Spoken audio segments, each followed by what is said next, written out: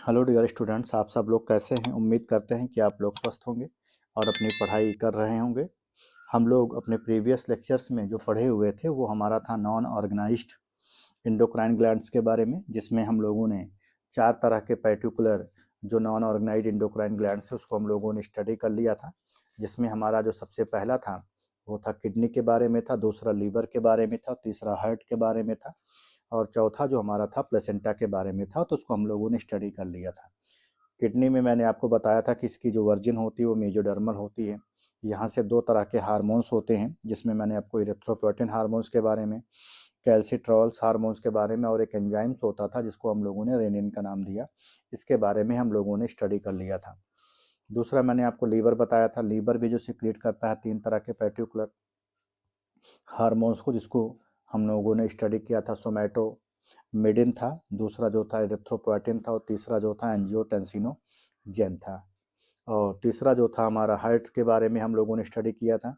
Heart से भी एक पर्टिकुलर हार्मोन सिक्रीट होता था जिसको हम लोग एट्रियल नाइट्रियोरेटिक हार्मोन या ANH हार्मोन्स का नाम देते थे। इसी को दूसरे शब्दों में हम लोग एट्रियल नाइट्रियोरेटिक पेप्टाइड हार्मोन्स का नाम देते थे, जिसको हम लोग ANP हार्मोन्स का नाम दिया था हम लोगों ने। और फिर हम लोगों ने लास्ट में प्लेसेंटा पढ़ा हुआ था।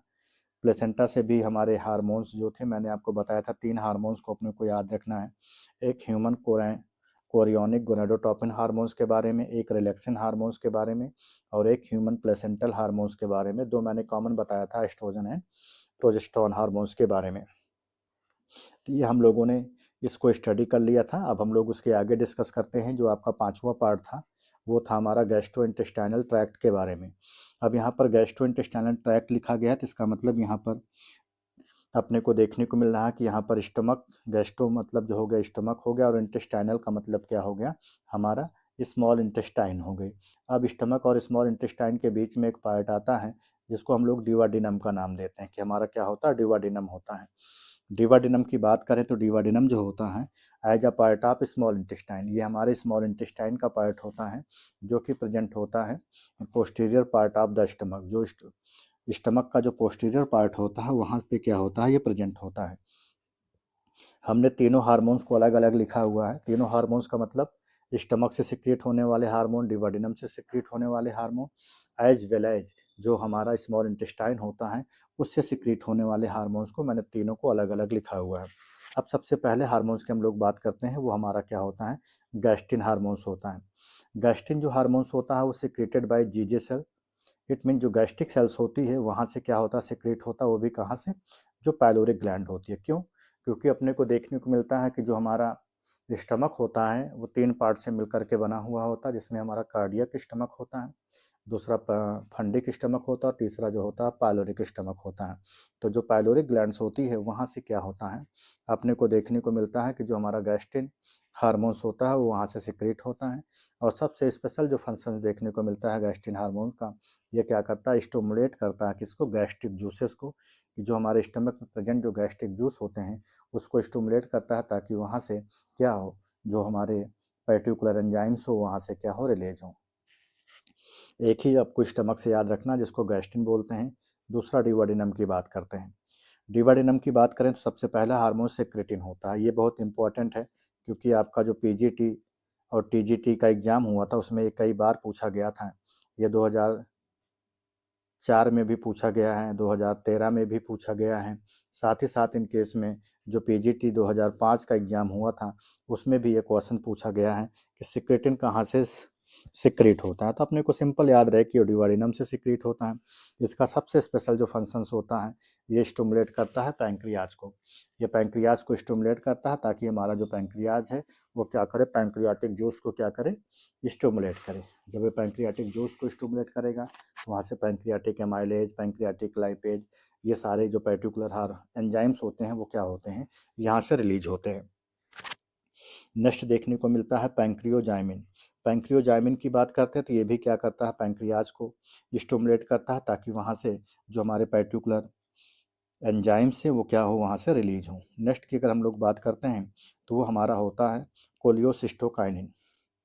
क्या नाम देते हैं उसको, कोलियोसिस्टोकाइनिन का नाम देते हैं। तो कोलियोसिस्टोकाइनिन को हम लोग सीसी के बोलते हैं, ये भी ड्यूodenum से रिलीज होता है। ये स्टिमुलेट करता है हमारे गॉल ब्लैडर को, ये एक्टिवेट करेगा गॉल ब्लैडर को, ताकि हमारा जो गॉल ब्लैडर होता है वो क्या करे, बाइल को रिलीज करे। तो ये क्या करता है, increase the rate of bile, ये बाइल को हमारे क्या करता है, रिलीज करता है। नेक्स्ट की अगर हम लोग बात करते हैं, चौथा जो होता है उसको हम लोग डियोक्राइनिन हार्मोन्स डियोक्राइनिन हार्मोन्स का नाम देते हैं। इस हार्मोन का जो सबसे स्पेशल फंक्शंस होता है, ये अपने को क्या देखने को मिलता है, ये जो सिक्रीट होता है, ये क्या होता है, ड्यूodenum से सिक्रीट होता है। ड्यूodenum से सिक्रीट होने के साथ साथ देखने को मिलता है स्टिमुलेट बर्नर ग्लैंड, ये हमारे बर्नर ग्लैंड को क्या करता है, स्टिमुलेट करता है। और जब ये बर्नर ग्लैंड को स्टिमुलेट करेगा तो हमारी जो बर्नर ग्लैंड्स होती हैं वो क्या होती हैं, एक तरह के अल्कलाइन फ्लूइड, जिसको हम लोग म्यूकस का नाम देते हैं, वो यहाँ से क्या करती है, उसको सिक्रीट करने का काम करती है।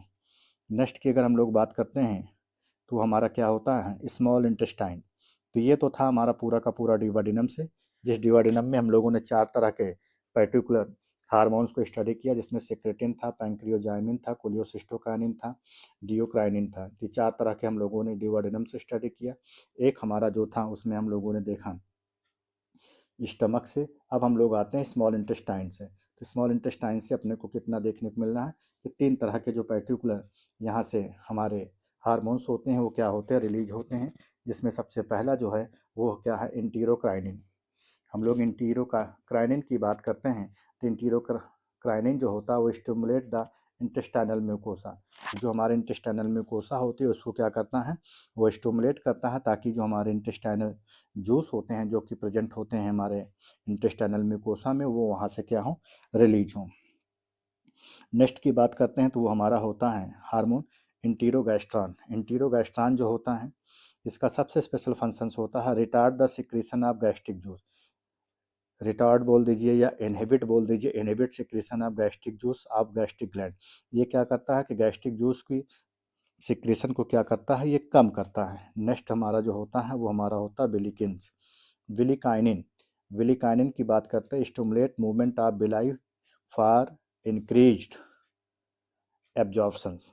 ये क्या करता है, जो माइक्रोविलाई होते हैं जो कि हमारे क्या होते हैं, स्मॉल इंटेस्टाइन में प्रेजेंट होते हैं, उसके मूवमेंट को क्या करता है, स्टिमुलेट करता है, ताकि वहाँ का जो सरफेस एरिया हो वो क्या करे, इंक्रीज कर जाए, ताकि आसानी से जो हमारा फूड पार्टिकल्स है वो क्या हो जाए, उसका एब्जॉर्प्शंस हो जाए। तो ये तो था ओवरऑल ऑल अबाउट आपका किसके बारे में, जो हमारा क्या था, गैस्ट्रो इंटेस्टाइनल म्यूकोसा के बारे में थे। अब हमारा केवल सिर्फ और सिर्फ एक पार्ट बचा हुआ है और वो हमारा मिक्स्ड ग्लैंड है। तो मिक्स्ड ग्लैंड को हम लोग आगे पढ़ लेंगे। तो हमारा ऑल अबाउट जितना भी है सारा का सारा क्या बोलते हैं, इंडोक्राइन ग्लैंड या इंडोक्राइनोलॉजी, वो पूरा का पूरा ख़त्म हो जाएगा। इसके बाद हम लोग इसका पूरा प्रैक्टिस कर लेंगे।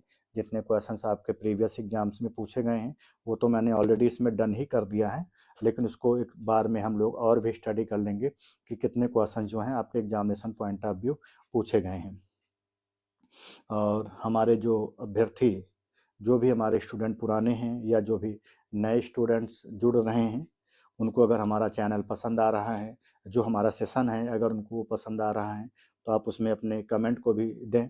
और साथ ही साथ ये भी बताएं कि इंडोक्राइनोलॉजी जो कि आप बिल्कुल अपने अंतिम पायदान पर हैं, इसमें इसके आगे जो भी आपको अपने पर्टिकुलर टॉपिक्स पढ़ने हैं, जो कि आपको लगता है कि हमको इसमें समस्याएं हैं, इसको थोड़ा सा पढ़ने में हमें डिफ़िकल्टीज होती है, तो आप अपने सुझाव भी दें, अपने कमेंट भी दें, ताकि हम उस पे विचार कर सकें। जितनी ज़्यादा से ज़्यादा कमेंट जिसमें आएंगे, उसी टॉपिक्स को क्या होगा, इंडोक्राइनोलॉजी के बाद में हम लोग शुरू कर देंगे। तब तक आप लोग इस सेशन को पढ़िए।